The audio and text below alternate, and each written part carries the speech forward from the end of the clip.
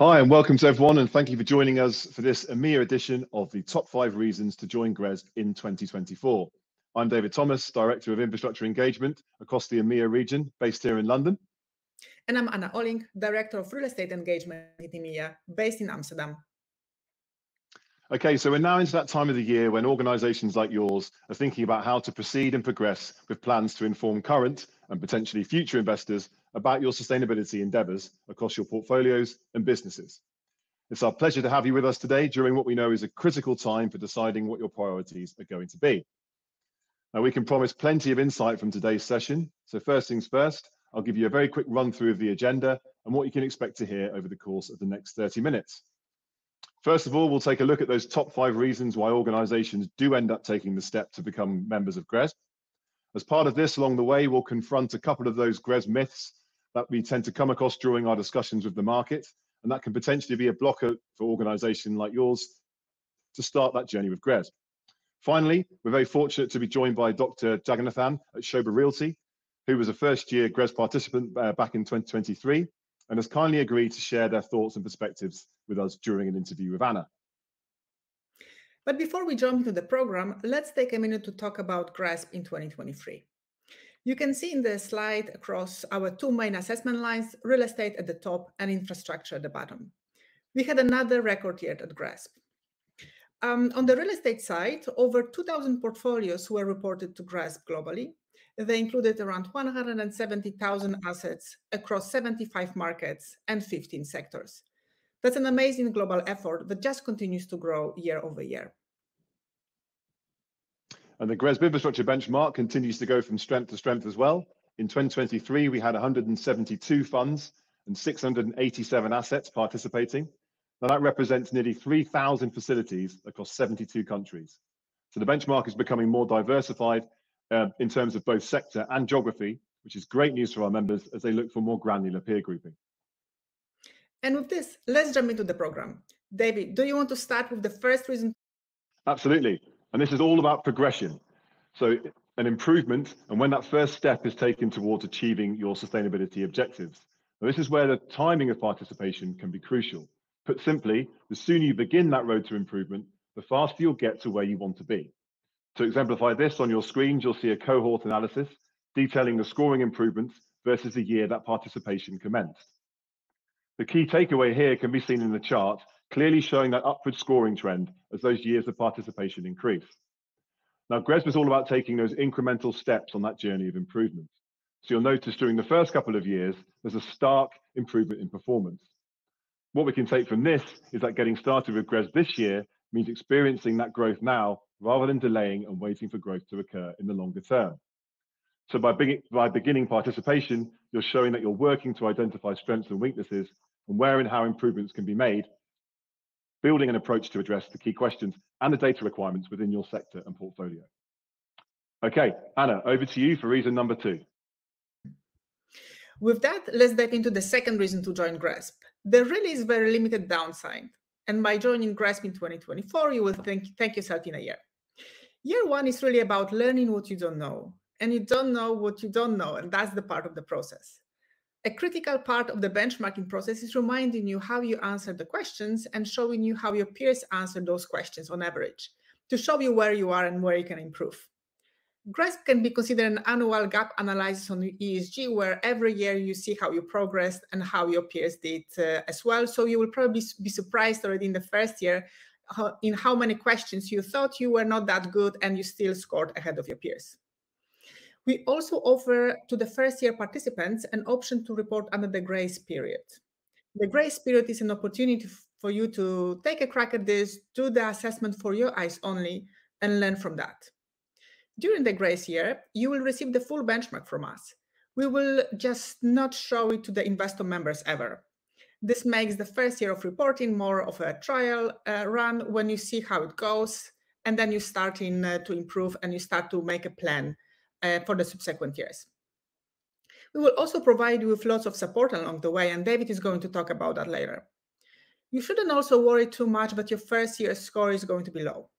It's not really true that investors won't speak to firms with low scores. And that's just the GRESB score for the first year might cause some problems, even if it's hidden under the grace period. Well, our over 150 investor members consistently tell us that GRESB score is just one of the things that they are looking at. What they are looking for is the GRESB participation.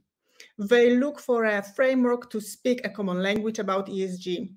The low score is not a problem as long as you are doing GRESB, you show that you know how to spell ESG, you're approaching those questions, that you are solving ESG-related issues within your company, and then you are putting together a plan for improvement over time. The demand for data that we are asking about is not going to go away, most likely. Instead, investors are asking for more granular data. This also is important when it comes to gathering data for regulatory reporting purposes. Regulation today lacks the GRESB assessment and is aimed at companies who lack transparency around the ESG-related practices. But what we do, we train to collect relevant ESG information and have it available earlier. So again, there is a limited downside in doing GRESB, and if you start with us early, you will thank yourself in the future. And David, will you tackle the third reason to join GRESB? I know it's your favorite one. Yes, thank you, Anna. And indeed, so on to the third reason to join GRESB, and that is that we can now assess your development effort in both the real estate and the infrastructure assessment. The development benchmark in real estate has been around since 2020. So if you're a real estate developer, we've got you covered and we have strong peer benchmarks for you. A little later in today's session, we'll get the chance to take a real life look at that when we speak with our new member, Shoba Realty, a developer active in the Middle East. So moving on to to infrastructure, in 2024, this represents the inaugural year of the Infrastructure Development Asset Assessment, and we're very excited to introduce this to our members for the first time this year. It represents the ability for us to assess the sustainability performance of assets across the entire project lifecycle, not just the operational phase. The new assessment has been specifically designed to provide funds and asset operators and companies with assets in construction or pre-construction with a way to accurately reflect their overall sustainability efforts. It's about being able to provide a full, complete picture of performance at both the asset and the fund level. Now, this was a need highlighted by many of our infrastructure members. We've listened, and we're very pleased to say that we're now able to offer this solution. And again, just to clarify, that's suitable for any type of greenfield, pre-operational infrastructure asset or infrastructure company that invests in greenfield assets or pre-operational assets. Participants in the development asset assessment will receive a development asset benchmark report that details their standing in relation to peers, in addition to business intelligence outlining where and how those improvements can be made. If you'd like further details on this new assessment, please get in touch with us directly, and we'd be very pleased to provide a further overview. Okay, so moving on to the fourth reason to join GRESB, and that is your opportunity to be part of an ever-increasing, more detailed peer groups, offering more granularity and insight for your benchmarking. Now, from an infrastructure perspective, we recognise the importance of this, especially given the nature of the asset class and the breadth of sectors. We've seen encouraging participation growth across key sectors such as renewable energy and data infrastructure. And as touched on earlier, we now have significantly more representation globally in many more countries than ever. Our coverage is increasing quickly across EMEA, North America, South America, APAC, and Oceania. Now, detailed context is of vital importance for your own roadmap and when communicating with investors. And by participating in GRESB, that's exactly what you get. Whether you're an infrastructure fund, an asset operator, a listed infrastructure company, or an EPC focused on either operational or greenfield projects, we'll have a suitable peer group for you. We have more and more detailed peer groups on the real estate side as well. GRESB is for all types of real estate investment vehicles. This includes listed and non-listed vehicles. Within non-listed, we benchmark core funds versus core and value-add opportunistic portfolios versus other value-add opportunistic portfolios. So that's exactly what David has just mentioned. We have all sorts of property types reporting to us. It's not only the standard office, residential, retail, industrial, but we also have peer groups for sectors like affordable housing, medical properties, hotels, and others. And we are also expanding to new geographies. If you think we are only there in Western Europe and the Nordics, that's already not the case. As within the EMEA region, we are expanding into Central and Eastern Europe, the Middle East, and we have new participants from Africa every year. With the expansion of GRESB, the peer groups are getting more detailed to make sure that you won't be compared to something that doesn't make any sense. When you report, please do not forget about the option to confirm or adjust your peer group in August. That's a new function that we introduced only last year. So when you are thinking about GRESB, again, please remember that GRESB is for all types of real estate and infrastructure sectors in all geographies. Okay, great. Many thanks, Anna. And finally, we then move on to the fifth and final reason to join GRESB in 2024, and that is becoming part of a large community of participants, consultants, investors, experts in the field, and of course, GRESB colleagues who are here to share ideas and provide guidance and support. Now, our members are at the heart of GRESB. We have a structure that actively puts our members in the driving seat when it comes to shaping and the direction of the GRESB standards. For instance, as a member, there's an opportunity to play a contributing role in this by sitting on our standard committees, being an active participant in one of our thematic working groups, or by helping to share expertise through our real estate or infrastructure expert resource groups. On the slide here, you'll see just a small sample of the GRESB partnership community. Now, these organizations excel in providing additional support along your journey with GRESB. They also work with our investor membership base, interpreting the data outputs from the GRESB platform and helping to integrate these outputs into decision-making and modeling. Further to collaborating with our external partners, GRESB is pleased to offer assessment support. Now, this is where we work hand in hand with our members and provide services such as the submission, the pre-submission check and the results consultation. These are designed to reduce errors and provide extra context to your results. Now, these services include meetings with GRESB in-house experts, where you have the opportunity to speak through your submission to ensure it's as complete as possible and that you've addressed each indicator to the best of your ability. The pre-assessment check meeting happens before the assessment and gives you a chance to improve your submission. Then, when you receive your final benchmark report in October, you can schedule a results consultation call. This service provides an in-depth analysis of your GRESB assessment result and can strengthen your interaction with investors, helping to identify those areas of strength and to try and improve performance over future years. Now, these prove to be very valuable to our members, and recent research has shown a very positive scoring impact as a result of members utilizing these assessment services. You'll also have a wealth of resources and support available to you via the GRESB website and our team. Our assessment material is completely transparent. It's published and made available far in advance of the reporting period starting to ensure that you have time to prepare and to help streamline your efforts. We also provide detailed assessment guidance around individual indicator requirements, data inputs, and the scoring models. Finally, our in-house member success team is also available to respond to individual questions that may arise. Now, the key message here is we're here to help. We have a support network to further help streamline your efforts and to make participating in the GRESB assessment as efficient as possible. Okay, so with those reasons covered, it's time to turn back to Anna for our interview with Shoba Realty. Anna, thank you. Thank you, David. For this part of the program, we are thrilled to bring to you a practitioner's view. We are joined by Dr. Jagannathan, Senior General Manager for Sustainability at Shoba Realty. Shoba Realty is a luxury residential developer from Dubai. Dr. Jagannathan has also been recently accepted to the GRESB Expert Resources Group. He's joining us from Dubai. Dr. Jagannathan, welcome to the conversation, and we would like to thank you for your contribution to the development of the assessment. Thank you so much for having me for this session. So Shoba Realty was GRESB first-year participant last year. So we thought that was a perfect opportunity to share with our audience some of the feelings around the first-time submission. For the first question, I would like to take us back when we had our first talk about the possibility of joining GRESB.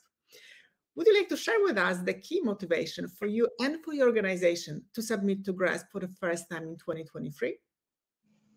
Thank you so much for the question. The first motivation came from within. Shoba, as a luxury real estate developer, is very strong in sustainability, right from the master plan to the completion and operation of its built assets. So we wanted to actually find a way of articulating those credentials to the outside market. And that was the reason, and that was the main motivation for us to seek an external platform such as GRESB to showcase our sustainability and excel in the field. In addition, there are now demands from external stakeholders as well be it customers, be it government or investors, to know how exactly firms are practicing sustainability, especially when it comes to luxury real estate firms such as Shobha. They wanted to understand what exactly Shobha is doing in the field of ESG. To do that, the best way is to actually participate in a benchmarking platform such as GRESB to showcase our sustainability and excel in the field. Those were the main motivators for us. Great. Thank you so much for sharing those. We notice that our participants often have doubts and uncertainties about submitting for the first time. They wonder if perhaps it's better to delay GRESB by a year, but you proceeded anyway. So could you share with us what were some of the concerns and uncertainties on your end, and what made you decide to go ahead anyway? To begin with, if you have to participate in a platform, there are always concerns in terms of how the response would be, how exactly you would be fed. But as I said, Shobha as a firm is very strong in sustainability, and that served as a main conviction for us to proceed with submission. In addition, GRESB as a benchmarking exercise should not be considered as an exam. It's not a process wherein you are ranked pass or fail, but rather it is a platform wherein you share your credentials and the results throughout gaps, if any. It tries to actually understand where exactly you are in the field of ESG. And I would say those results are vital for you to make improvements. And that's the only way we can keep improving and excel in the field. I would say those were the reasons we took the plunge and we wanted to participate, and we did. Okay, thank you so much. So on the 1st of April last year, you logged into the GRESB reporting portal where the questions had already been uploaded. Could you share with us what you thought it would be like to answer all those questions and your experience with the actual assessment? That's an interesting question. GRESB as a platform had questions, and I knew for sure that it is not just a simple tick mark exercise. I knew that it's going to focus a lot into into the areas of sustainability, ESG. But then I would say the platform itself was quite exhaustive in the sense it doesn't just take yes or no for an answer. It wants to identify ways where we can show credible information or evidence to support our claim. So it's not just that you say we have certified buildings, we have that, we have this, we have initiatives. No, it rather asks for credible data to support our claim. And to that extent, I would say it was quite comprehensive. And in terms of the breadth and the depth of the platform, it is not a superfluous exercise, but rather it probed a lot into ESG. So there are a lot of questions on environmental credentials going to net zero, to green building certification, sustainable supply chain, procurement, and things like that. And the same was the case with S&G as well. It talked about governance, the policies, and then committees. So to that extent, I would say it is quite comprehensive. It was not, of course, I did know that it's going to be a detailed one, but it was quite comprehensive to my view. And I think that's the best way to actually uh, um, identify gaps and create ways for firms to improve upon themselves. Those were my experiences. Yeah, so this brings me actually to the next question. So one of the reasons to join GRESB you mentioned earlier is that you will thank yourself after a year. So when you already have the first year under your belt, do you have any learnings from your experience last year that will carry for you to submit this year? Yes, there are. Basically, I'm happy to mention that the first year outcome or the result was something very good, and we were very happy to know that we have performed very well as a first year participant. Nevertheless, GRESB is a gap analysis identification exercise. We have been doing a lot of things in the field of ESG, especially on the environmental part.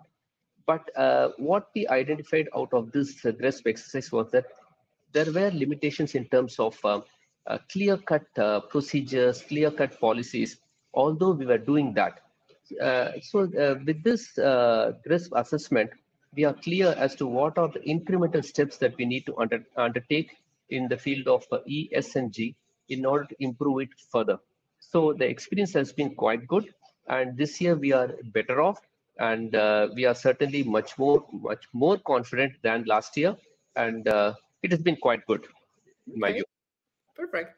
So would you have a couple of words of encouragement to companies who have not yet reported to GRESB, and especially to companies from the MENA region who are interested in joining us, but they still hesitate? We should certainly come out of that hesitation. Hesitation is something which everyone has.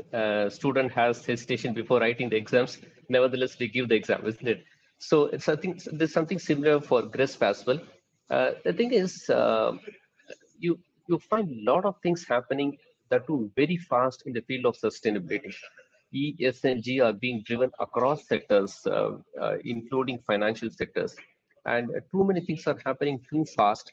And any delay is going to I should say, upset the firm. So my strong suggestion is to reassess the company's positioning, and even if there's a slightest conviction that they are doing things in the field of sustainability, ESG, and there is a need to improve, just start participating in the submission. GRESB is not an exam. It is a sort of a platform where you are able to throw in your details and get an assessment of where it is in relation to the best performing best parameters. So I would say it's an excellent platform to have a thorough gap analysis of your own firm in the field of environmental, social, and governance, and then take it as a key input for improving upon our own processes, procedures, strategies, or and objectives. So I would say we should not hesitate. And again, another point is, I think the first year's outcome or results are going to be confidential for any firm. So to that extent, they can always have the confidence that the results are not going to be shared, and it is purely for them, and this is the best opportunity for you to improve. And lastly, because things are happening too fast, it is better to move into the race first and gain the early movers advantage rather than being left behind in the game. So I think it makes sense to get onto such a benchmarking platform and participate in that. I think that would be my key message to the people. Great. Dr. Jagannathan, thank you so much for taking the time to share your experience with others who were in your position last year. We really appreciate your time today. We also appreciate your willingness to encourage others to join the global effort that really is the GRESB benchmark. So thank you for your time today, and thank you for the overall commitment to the program. Thanks a lot for having me, and I wish you all the very best. Have a good day.